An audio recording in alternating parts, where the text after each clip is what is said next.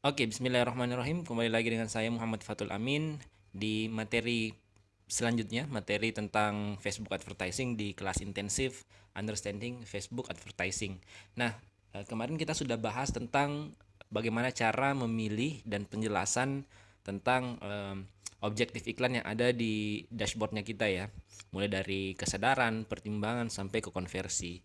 Nah, sekarang sebagaimana saya jelaskan di video sebelumnya bahwa Facebook itu memiliki tiga tahapan di dalam iklannya itu, tiga struktur dalam iklan. Yang pertama adalah objektif atau tujuannya kita. Nah, inilah yang sudah kita bahas kemarin. Yang kedua adalah set iklan, yang dimana tempatnya kita menentukan target pasarnya kita, menentukan anggaran biaya budgetnya kita, dan menentukan jadwal penayangan iklannya kita itu di set iklan.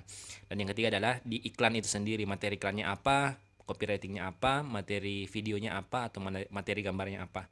Tapi di video kali ini kita bakalan bahas tentang set iklan dulu, bertahap ya, satu demi satu, supaya teman-teman bisa mengerti lebih lebih lebih dalam, dan ketika ada yang ingin ditanyakan itu lebih lebih terarah pertanyaannya. Nah, eh, kemarin kita sudah bahas ini ya, objektifnya. Sekarang kita masuk ke tahapan selanjutnya, yaitu ke tahapan set iklan. Nah, ini akun iklan tampil karena memang akun ini, kedai susu ini, baru pertama kali saya gunakan untuk beriklan ya. Jadi ini tampil.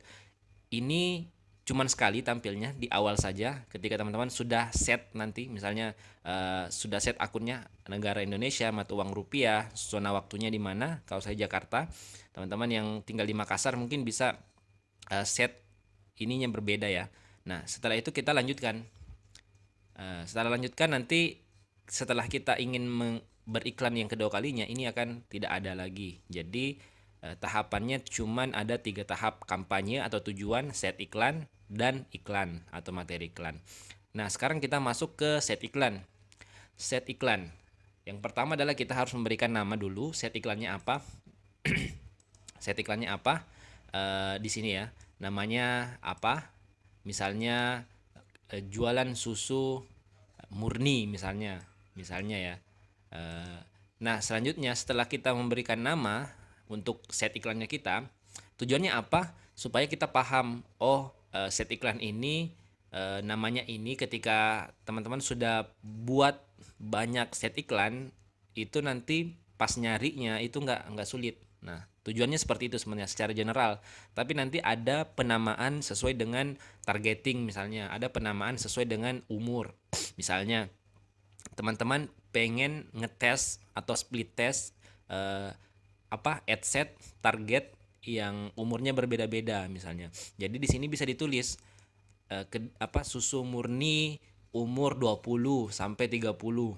Terus yang set iklan kedua nanti susu murni umur 30 sampai 40. Nah, teman-teman bisa lihat hasilnya, kira-kira yang bagus yang mana, umur yang 20 ke 30 atau 30 ke 40.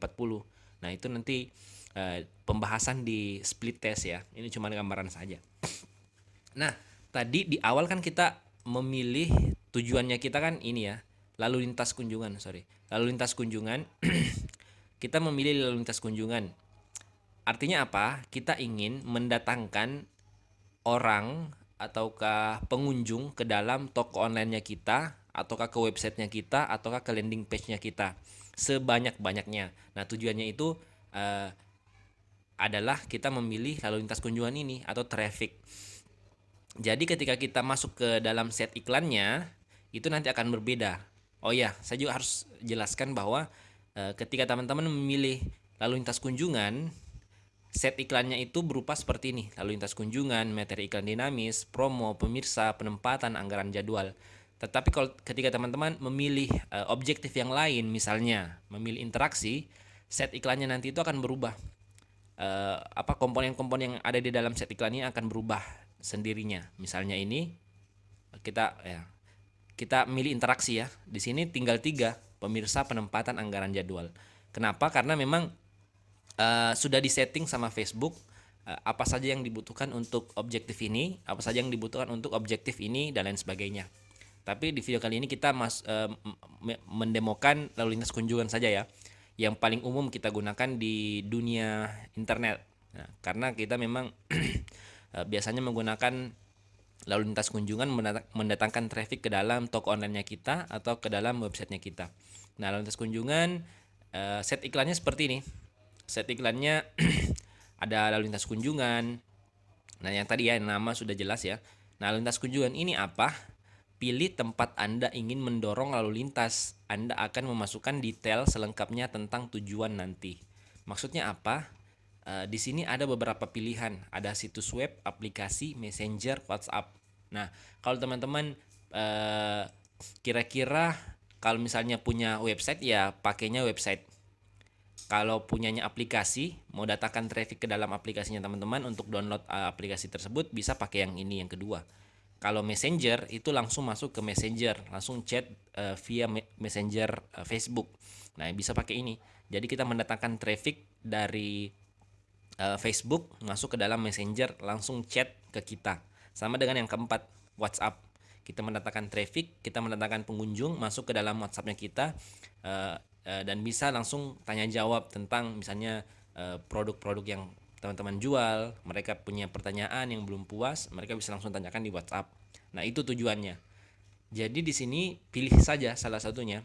Kalau saya sih lebih menyarankan memilih yang paling atas, situs web. Kenapa? Karena di situs web ini kita bisa menanam pixel, kita bisa membuat custom audience dan lain sebagainya. Sedangkan di dua ini, di Messenger dan WhatsApp itu tidak bisa.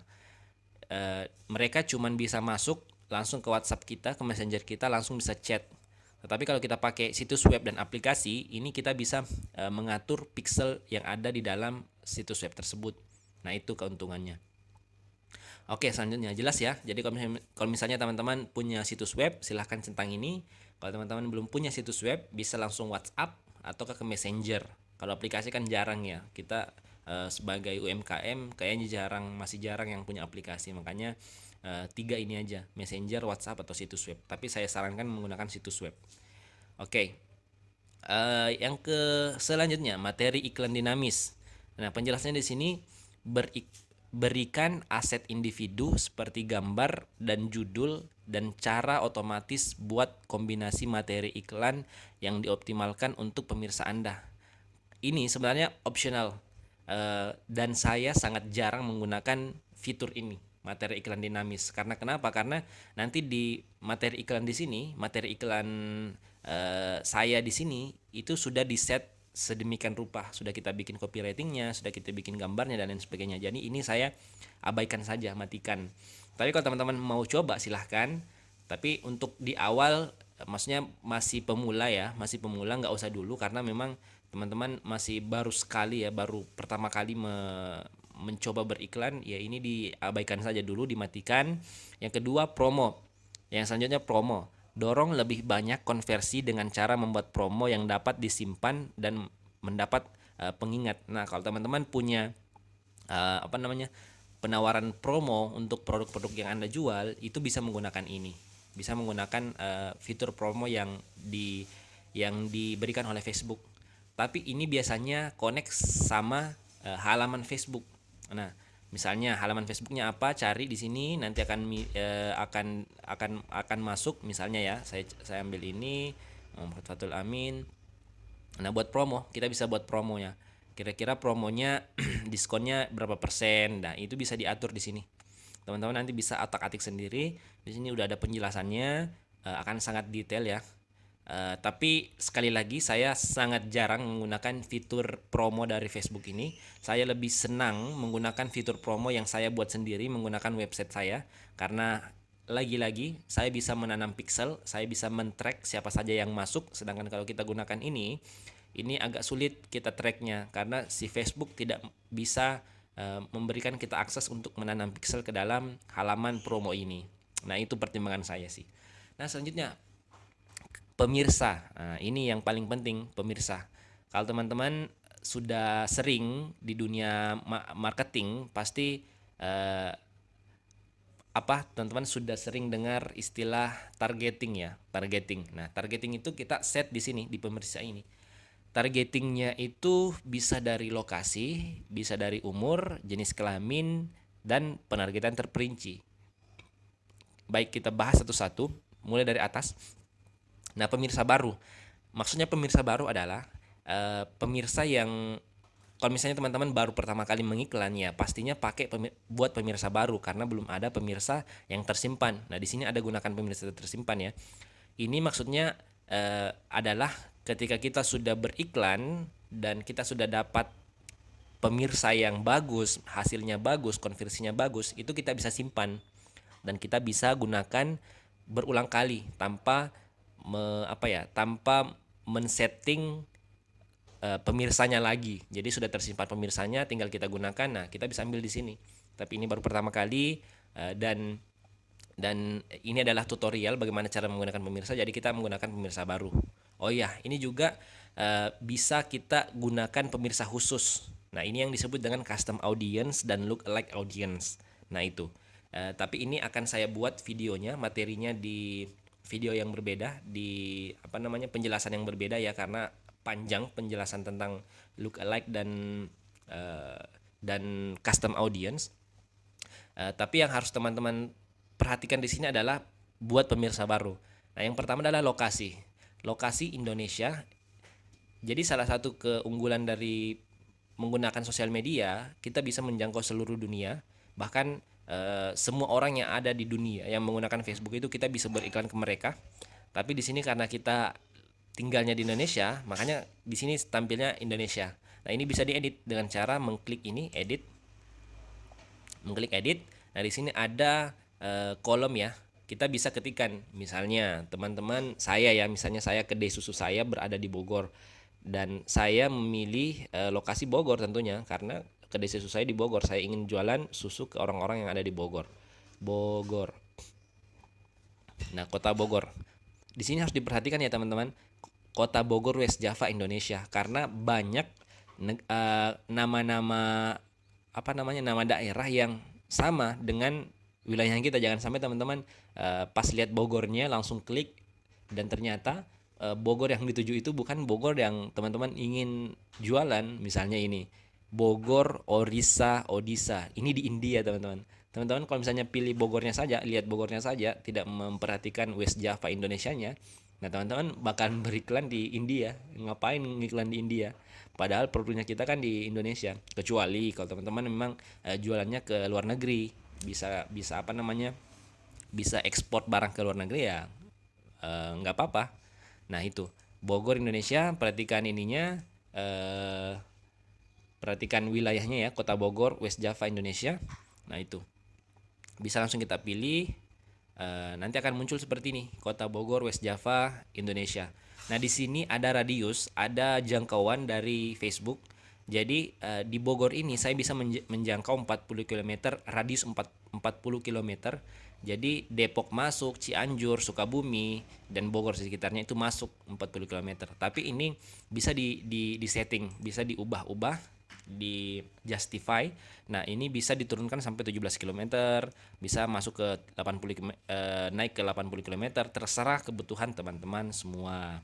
Nah, seperti itu. Tapi yang saya sarankan sih ini di 17 km ya, paling sempit. Kenapa? Karena semakin luas jangkauan teman-teman itu target pasarnya semakin tidak tertarget ya. Apalagi kalau misalnya saya jual di Kota Bogor, ya artinya saya pengen orang-orang di Bogor saja, jangan sampai saya naikkan 40 sampai 80 km itu sampai orang-orang Jakarta, Depok juga kena iklan saya, yang dimana ketika saya jualan susu dan ongkir atau ongkos kirim ke daerahnya mereka, ke Jakarta misalnya, itu mahal. Nah, sama saja kan saya tidak bisa mengirim susu saya ke sana karena ongkirnya yang tidak murah atau mahal. Makanya di sini saya lebih memilih untuk menarget atau menampilkan iklan saya ke orang-orang yang ada di radius 18 km di Kota Bogor saja. Nah, itu. Dan juga di sini teman-teman bisa memasukkan beberapa kota, misalnya Bogor, terus Surabaya, misalnya ya, Surabaya itu bisa.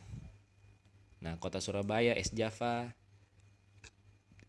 Nah, itu bisa sebanyak mungkin. Eh, nggak ada limit, nggak ada limit di sininya.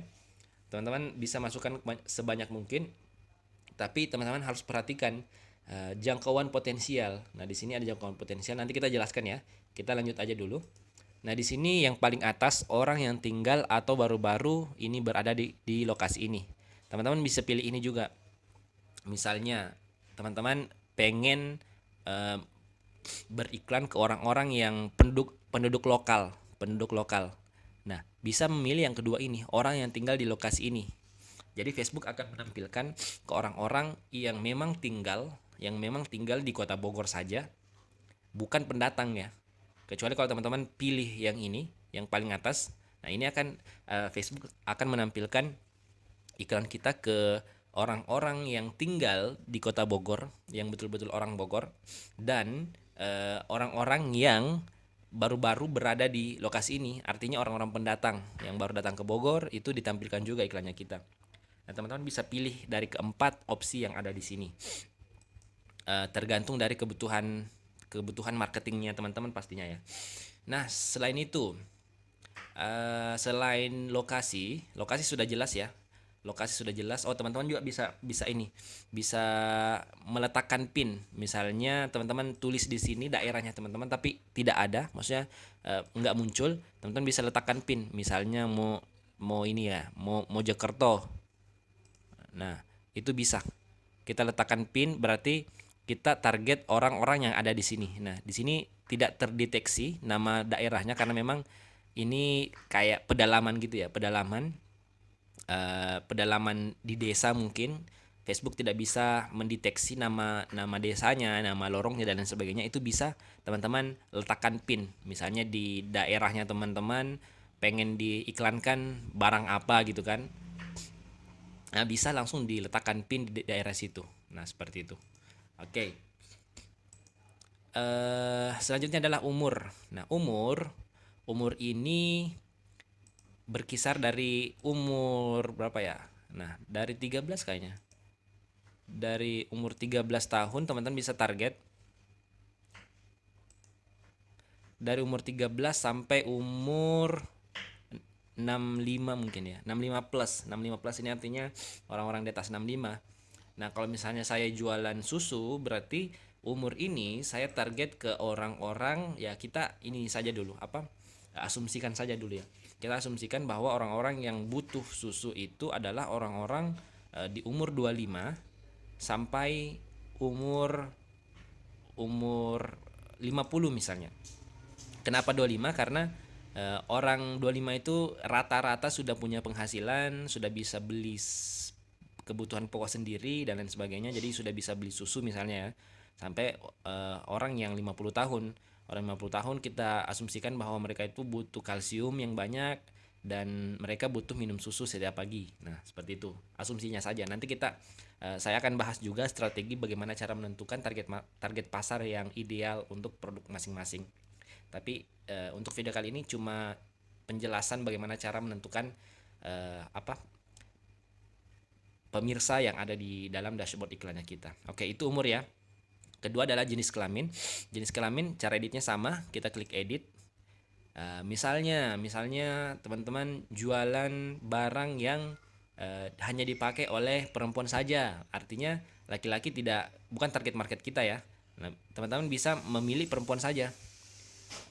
Perempuan saja ataukah laki-laki saja, atau kalau misalnya saya jualan susu ya semua laki-laki perempuan bisa minum, artinya saya pilih semua ya itu ya. Selanjutnya penargetan terperinci. Nah, penargetan terperinci ini yang sangat-sangat powerful menurut saya.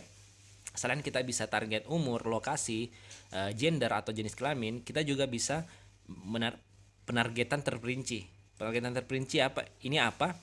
Jadi Facebook itu bisa menganalisa, bisa mendeteksi usernya dengan teknologi AI ya, artificial intelligence yang mereka miliki itu berdasarkan dari behavior, dari perilaku user yang ada di dalam Facebook. Misalnya ya, salah satu contohnya adalah teman-teman akan dideteksi sebagai orang yang suka eh, dengan apa ya, dengan baju muslim ketika teman-teman sering menulis baju muslim di status, di kolom komentar, ataukah di search engine-nya Facebook.